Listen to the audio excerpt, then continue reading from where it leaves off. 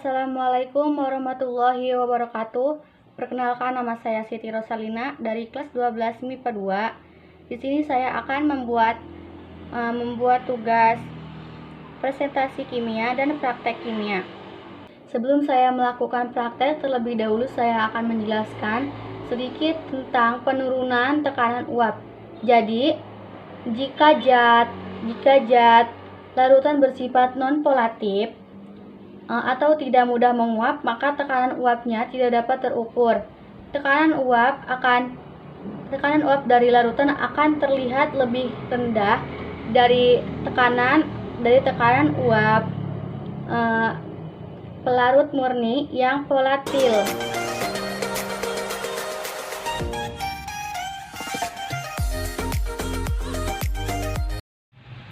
Yang pertama ada garam, yang kedua air cuka, yang ketiga 3 buah gelas beserta tutupnya, dan yang terakhir air. Langkah pertama, kita masukkan terlebih dahulu air murni ke dalam 3 gelas ini secukupnya.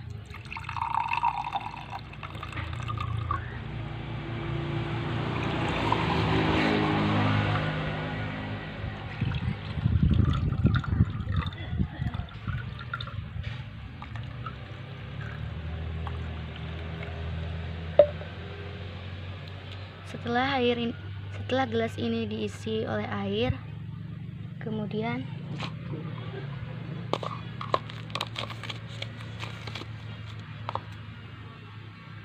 gelas yang air ini dicampur dengan garam sekitar 1 sendok, kurang lebih 1 sendok.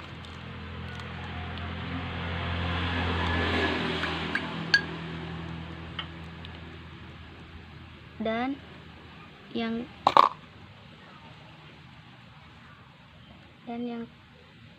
air cuka kita masukkan juga secukupnya.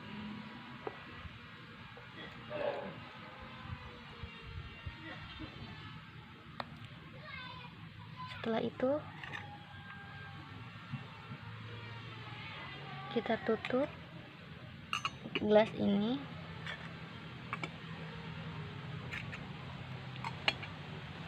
dan diamkan selama 1 hari, dan kita akan tunggu hasilnya.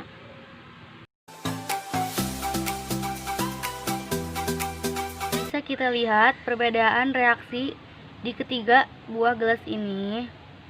Yang pertama kita lihat reaksi pada air murni. Sini tidak ada reaksi apapun. Yang kedua, air dan cuka di sini bereaksi hanya menguap atau berembun, tetapi tidak mengeluarkan gelembung-gelembung kecil. Dan yang terakhir air garam. Di sini juga air garam menguap dan juga memiliki gelembung-gelembung kecil. Bisa dilihat. Kesimpulannya, zat terlarut mengalami penguapan dari zat pelarut, sehingga jumlah zat pelarut yang menguap menjadi lebih sedikit dibandingkan dengan pelarut murni, karena zat terlarut akan menahan pelarut untuk menguap. Yang kedua, kenaikan titik didih. Titik didih adalah suhu di mana tekanan uap cairan menjadi sama dengan tekanan atmosfer. Penambahan zat terlarut yang tidak mudah menguap dalam sebuah pelarut menyebabkan penurunan tekanan uap. Larutan yang dibentuk harus dipanaskan hingga suhu yang lebih tinggi, sehingga tekanan uapnya sama dengan tekanan uap atmosfer. Oleh karena itu, titik didih larutan lebih tinggi daripada pelarut murni.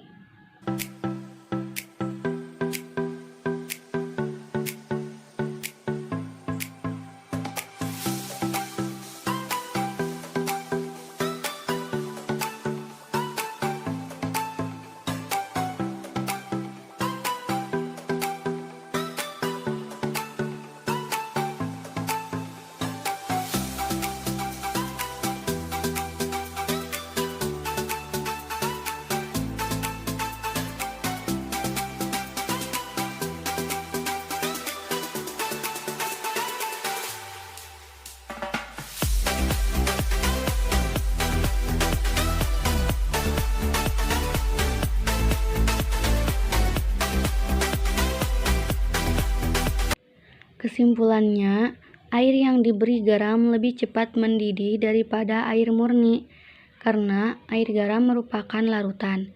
Larutan garam mempunyai titik didih yang lebih tinggi dan titik beku yang rendah. Hal ini dikarenakan larutan atau air garam sukar menguap. Air garam sukar menguap karena molekul air terhambat oleh zat terlarut untuk menguap. Yang ketiga, penurunan titik beku. Titik beku adalah suhu di mana cairan dan zat padat suatu zat memiliki tekanan uap yang sama. Menambahkan zat terlarut ke dalam pelarut dapat menyebabkan penurunan tekanan uap. Adapun kurva suhu tekanan uap untuk larutan terletak di bawah kurva untuk pelarut murni. Oleh karena itu, titik beku larutan lebih kecil dari titik beku pelarut murni.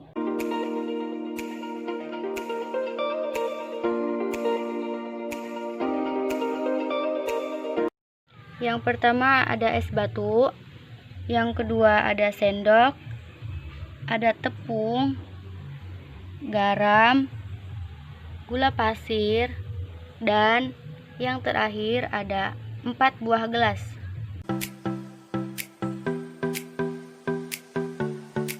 Pertama, kita masukkan es batu ke dalam 4 buah gelas ini dengan ukuran yang sama.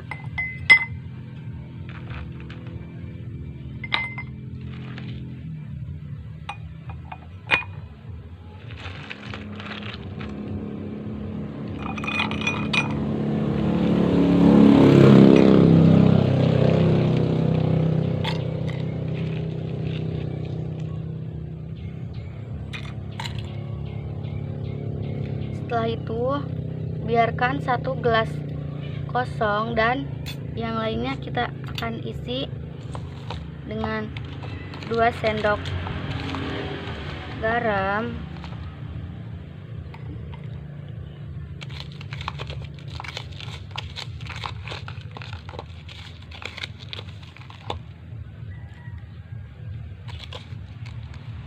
dan 2 sendok gula pasir,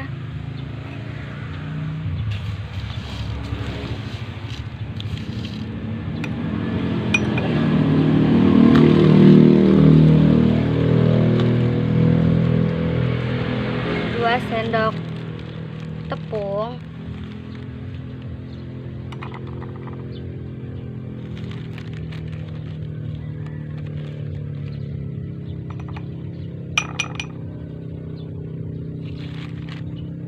setelah itu kita diamkan hingga beberapa menit dan tunggu apa yang akan terjadi. Bisa kita lihat perbedaan di antara 4 buah gelas ini. Es batu yang mudah mencair yaitu es batu yang sudah ditaburi oleh garam.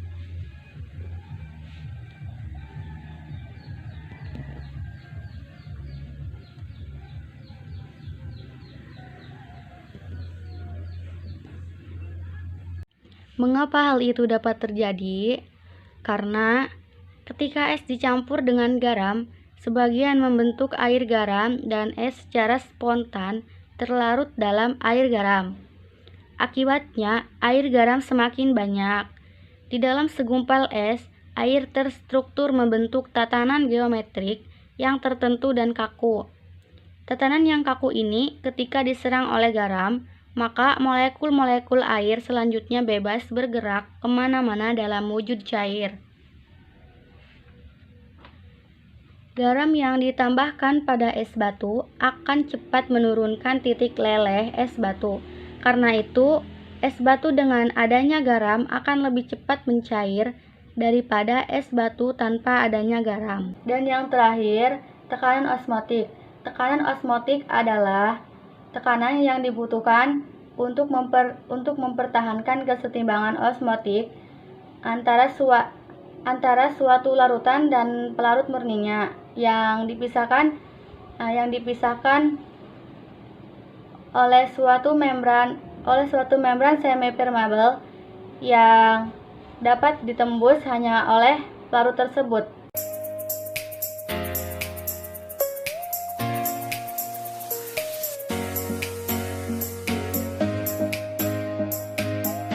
Yang pertama ada garam, yang kedua ada gula pasir, yang ketiga ada 3 buah gelas, dan juga mentimun ada 3, dan yang terakhir air. Langkah pertama, masukkan air ke dalam 3 buah gelas ini secukupnya.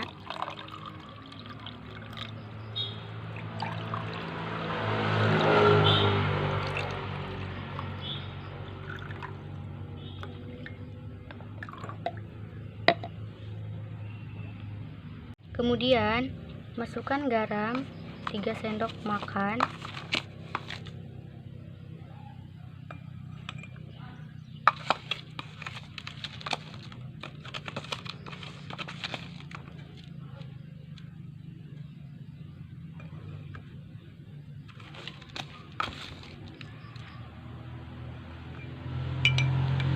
dan aduk hingga larut.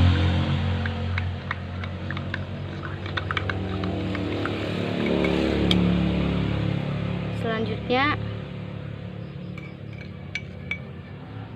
masukkan gula pasir 3 sendok makan,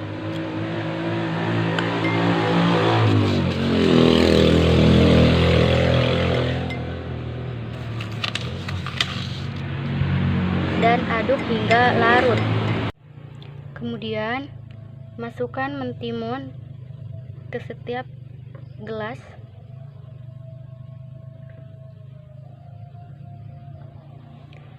Dan diamkan selama 1 malam.